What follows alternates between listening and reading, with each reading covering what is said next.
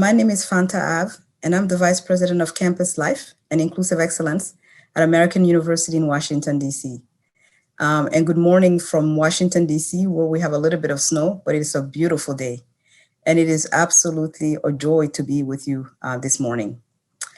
First and foremost, I am starting with my cup of tea. And you'll see that if you were next to me, you will know that my cup of tea is actually made of turmeric and also made of cinnamon. And I start off every morning with starting with a cup of tea. And it's a tradition that is important to me. And maybe many of you have never had fresh turmeric and cinnamon as well. But this is how I start my day. And there's a story to this. Why am I starting with a cup of tea? And why am I starting with turmeric and cinnamon? My topic today is a heavy topic, but I think it's an important topic. I know we're in the middle of a COVID pandemic. And one of the things that the pandemic has certainly revealed to us is that we're really in moments of reckoning. You have heard a lot about the need for reckoning when it comes to how our most marginalized communities in this pandemic have disproportionately suffered. You have certainly been witnessing the waves of protest around the world, starting with the United States, with the Black Lives Movement, but that has now become a global movement about the quest for racial justice.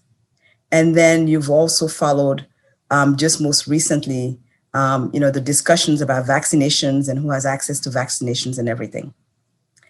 My topic, as one who's an international educator, and I've been an international educator for over 30 years, and as one who's particularly focused on issues of diversity, equity, and inclusion, which is the work that I do on my campus, I think often about where are we as institutions, and where are we in particular as international education institutions, with the mandate of educating and preparing the next generation of leaders. And so my question this morning to everyone is, what type of leaders do we see ourselves being responsible for educating and putting out there into the world? And I want to focus specifically on international education and its intersection to diversity, equity, and inclusion. And I want to focus specifically on a topic that's a heavy topic, but it's a necessary topic. And that topic is decolonizing international education. And in the process, decolonizing higher education. Some of you are still with me, and others are saying to yourself, wow, that's a topic, that's a heavy one to start off the morning. But I think we can handle it. I think we owe it to ourselves to do so. So what do I mean by decolonizing international education? It is no secret that in international education, there's been inequities for a very, very long time. It is also no secret that international education has focused specifically on the North at the expense, I would say, of the South, particularly the global South. Our students come from around the world, they travel around the world. Our researchers come from around the world, they travel around the world for collaborative research. And we're constantly, for those of us who are faculty, trying to think about how can we reimagine our curriculum. Well, I will say, we need to spend more time on asking ourselves the first and most fundamental question. What is knowledge and what are ways of being? It is no secret that we have privilege for the longest time. What I would call Western forms of knowing and Western forms of being. And not only have we privileged that, we've also gone as far as to put it on a pedestal that in fact it is probably the most important form of knowledge. It is what we promote in our classrooms. It is what we promote in our study abroad programs.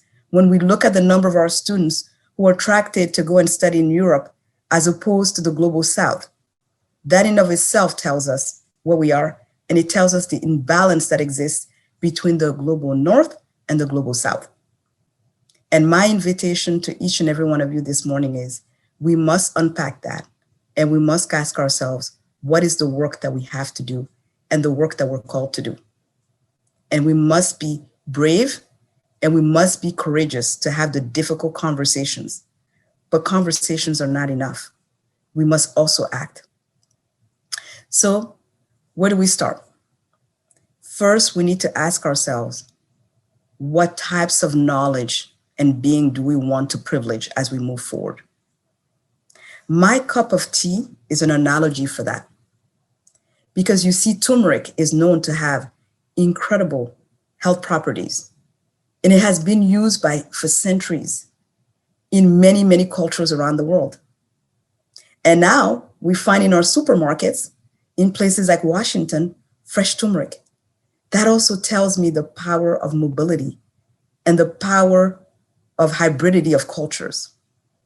And so this affords me, for reasons of health, to be able to have turmeric in the morning as my cup of tea, along with fresh cinnamon. Now, why does this matter? It matters because knowledge does not belong in one domain, and there is not a primacy of knowledge that is Western form of knowledge only. Many of the cultures that I'm familiar with and the culture that I come from, coming from West Africa, Mali, we have so much knowledge to disseminate, and we've been doing so for generations. But like many of my colleagues in the Global South, often that knowledge is not a knowledge. Often that knowledge is not seen. Often that knowledge is not seen as in parity with. And thus my call for decolonizing international education. We cannot and will not solve the global issues and the critical issues of our times if we do not begin to have a shift in paradigm.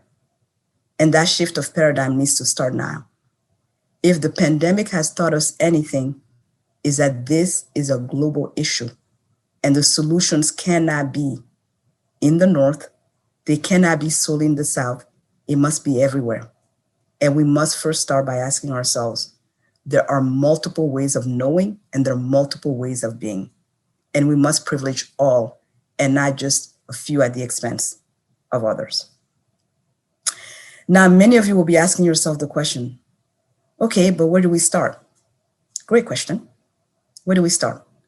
Well, first is we have to start with what is a value principles in so many cultures in the Global South, and that is humility. We must first be humble to acknowledge that we've been silent about these issues for too long, and in being silent, in many ways, we've been complicit to it, and we've been perpetuating it. So first, we start with humility. Two, we must be willing to be vulnerable. And vulnerability requires that we ask ourselves and we be honest with ourselves in saying, here are the things that I know, and here are the many, many things that I do not know. And I therefore must be curious, and I must come with an open mind. That's the second principle. The third principle is intentionality. Change doesn't happen just because so. It happens because we're intentional. It happens because we constantly seek for change, and we never stop seeking change. And so intentionality is absolutely important. And this intentionality talks about examination. We have to look at our curriculum and ask ourselves, what are we teaching? And why are we teaching only in these subject areas? What authors are we privileging? And why are we privileging only those authors? What are the implications of the mobility patterns that we have in international education? Where is mobility from the North to the North? And yet there is so much to be learned about the South. And so our students end up othering the South because they have so little knowledge about that. And we have to ask ourselves, how do we begin to shift those mobility patterns to allow more exchanges and more interactions between the global North and the global South? Intentionality is incredibly important. We also must make a commitment, and that is a commitment to start wherever we are and as small steps as we need to take in order to get to the big change. But that requires ongoing systemic commitment. This is not about a one-off where we say, okay, well, yes, we have our study abroad programs, and we're going to have a few of our students go here and there. So today, my message is a simple one to each and every one of you. We're in the middle of a pandemic, and this pandemic has taught us a lot. There are things that have not yet been named, and we must have the courage to name the elephant in the room. And I would argue that when I look at international education, that elephant in the room is the need to decolonize international education. And so as I go back to my comfortable chair to finish my turmeric tea with cinnamon, here's to good health, here's to being brave, here's to humility, here's to good intentions, and here's to a sense of urgency for action and change. And I wish all the best. Thank you.